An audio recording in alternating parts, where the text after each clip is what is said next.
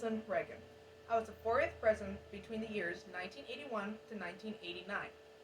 But before my political years, I was a Hollywood actor.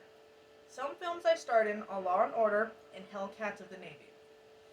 I'm the only movie actor to become president. In 1962, I started actively campaigning for Nixon in his run to become governor of California. I also supported the presidential candidacy of Republican Barry Goldwater in 1964, and I served as the chairman of California Republicans for Goldwater. In 1980, I dominated the Republican primary elections, but sadly lost my strongest opponent, George Bush, won an upsetting victory in Iowa. I bounced back with a noticeable performance in a debate with other Republican candidates in New Hampshire. My presidency started out on a dramatic note after the ceremony. I may have announced at a lunch that Iran had agreed to release the remaining American hostages. Then, on March 30th, 1981, a man named John W. Hinckley Jr. fired 6 shots from a .22 revolver at me as I left a Washington, D.C. hotel. One of the bullets entered my chest, puncturing a lung, lodging 1 inch from my heart.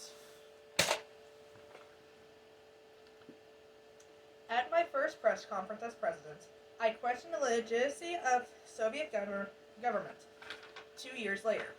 In a memorable speech in Florida, I denounced the Soviet Union as an evil empire and the forces of evil in the modern world.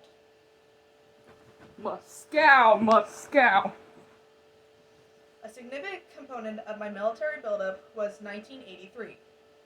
Proposal for a space-based missile defense system that would use lasers and other as-yet undeveloped killing technologies to destroy incoming Soviet nuclear missiles, well before they could reach their targets in the United States.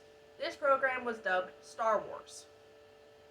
U.S. relations improved considerably during my second term, not least because I softened my anti-communist and adopted a more encouraging tone towards the changes taking place in the Soviet Union.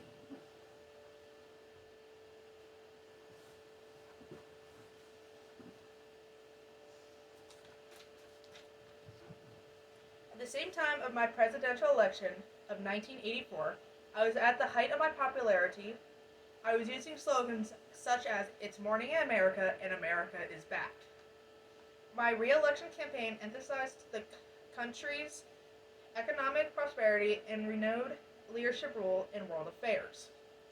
Early November 1985, I authorized a secret mission to sell anti-tank and anti-aircraft missiles to Iran for exchange for their country's help in securing the release of American-held hostages by a terrorist group, Lebanon.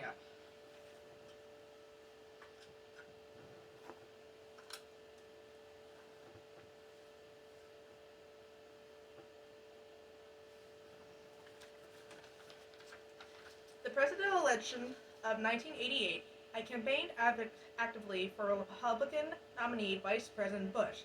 In the end, I retired to my home in Los Angeles.